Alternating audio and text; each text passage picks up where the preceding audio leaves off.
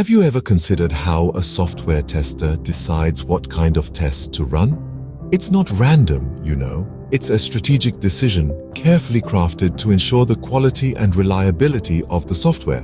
The key to this puzzle is understanding the test pyramid, a fundamental concept in software testing.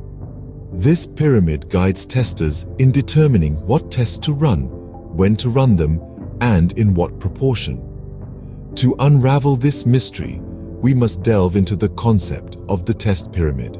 The test pyramid is a concept that helps us understand the ideal distribution of different types of tests in a project.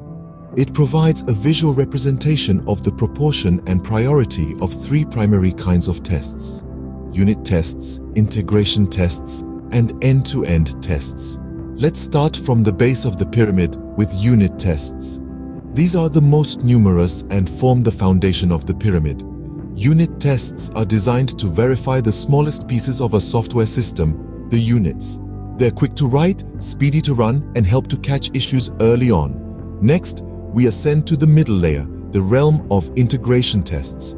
These are fewer in number than unit tests, but more extensive in scope. Integration tests ensure that different units of the system work harmoniously together. They're slightly more complex, take a bit longer to run, but provide a higher level of assurance that the system components can interact correctly. Finally, at the apex of the pyramid, we find the end-to-end tests.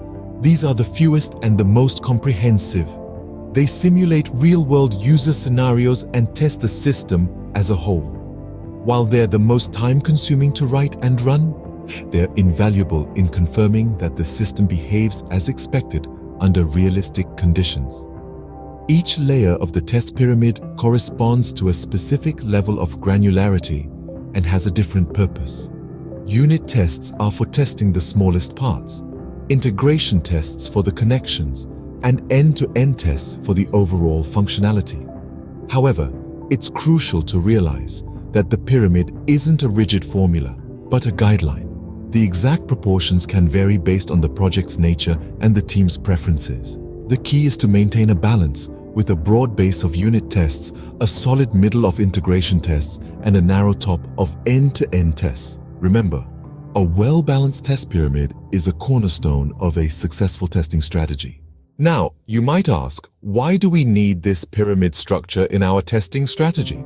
Well, just like in architecture, a pyramid provides a solid foundation for building upon. Similarly, in testing strategy, the test pyramid guides us on how to allocate our resources and time effectively. Think of the test pyramid as a roadmap of sorts. It gives us an overview of the landscape, indicating where we should focus our efforts. At the base of the pyramid, we have unit tests, the most fundamental level of testing. These tests are quick, easy to write, and provide instant feedback on the smallest units of our code. As we move up the pyramid, the tests become more complex, covering larger portions of the system. But they also become slower and more costly. The pyramid shape also signifies the quantity of tests at each level. It's wider at the bottom, indicating that we should have a large number of unit tests. As we move up, the number of tests decreases, reflecting the increase in complexity and cost. This distribution helps us maintain a balance between speed and coverage, ensuring that we catch bugs early without spending an excessive amount of time on testing. Now let's talk about risk. We all know that every software has its high-risk areas, those tricky parts that are more prone to bugs. The test pyramid helps us identify these areas. By prioritizing our testing efforts according to the pyramid, we can ensure that these high-risk areas are thoroughly tested, reducing the likelihood of bugs slipping through the cracks. Lastly, the test pyramid ensures comprehensive coverage. By following the pyramid, we can ensure that every part of our software, from the smallest units to the whole system, is tested. This comprehensive coverage gives us the confidence that our software is reliable and ready for deployment. So, the test pyramid is not just a model, but a strategic tool for effective testing. It guides us, helps us prioritize, and ensures that we leave no stone unturned in our quest for bug-free software. What happens if we ignore the test pyramid and just go on testing randomly? Well, let's delve into this question and explore the potential pitfalls of such an approach. First off, ignoring the test pyramid can lead to insufficient coverage of your code. The test pyramid provides a structure that ensures we're testing at different levels, from unit testing at the base to integration testing in the middle, and finally, system testing at the top. Without this structure, it's easy to miss out on crucial areas of your application that need to be tested, leaving your code vulnerable to bugs and errors. Secondly, you're likely to waste valuable resources. The pyramid framework helps us prioritize our testing efforts, allowing us to allocate more time and resources to unit testing, which is quicker and cheaper, and less to system testing, which is more time-consuming and expensive. By ignoring the pyramid, you risk spending too much time and resources on less efficient types of testing. But it's not just about efficiency, it's also about effectiveness.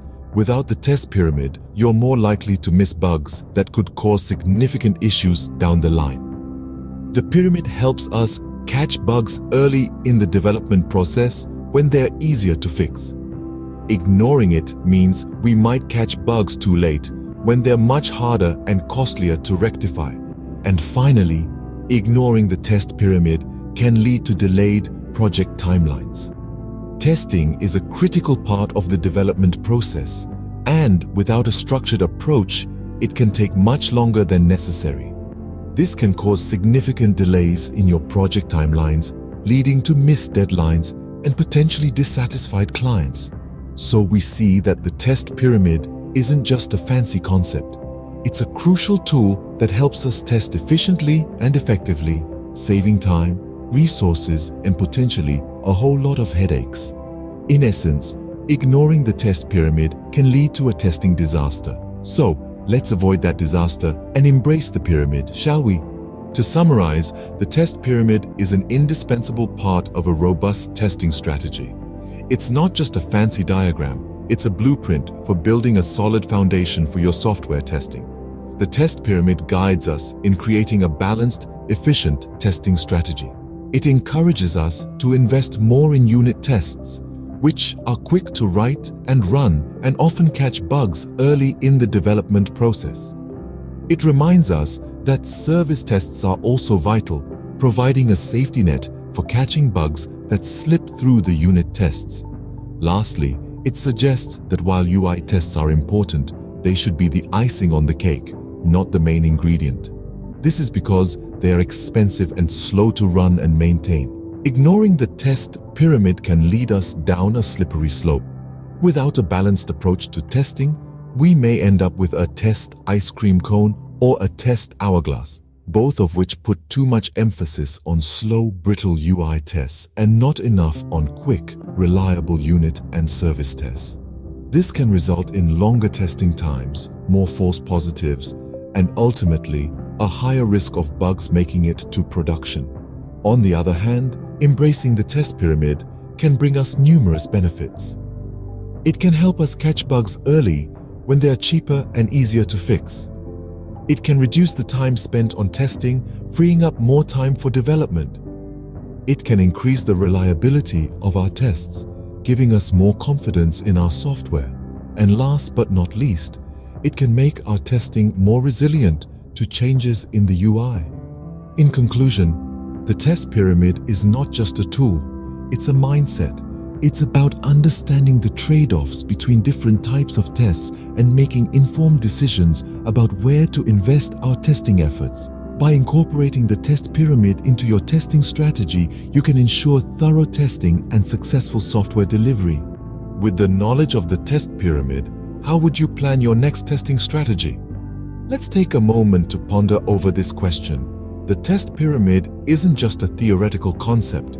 It's a practical tool that can help us plan and organize our testing strategies more effectively. It's all about understanding the different levels of testing, from unit tests at the base through service tests in the middle to user interface tests at the top.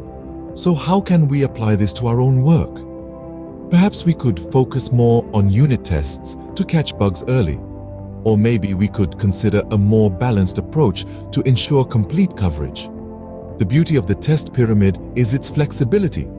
It doesn't prescribe a one-size-fits-all approach, but rather encourages us to think critically about our own specific needs and constraints. And that's the key, isn't it? In the world of software testing, there's always something new to learn, always a better way to do things. It's a field that rewards curiosity, creativity, and a willingness to experiment.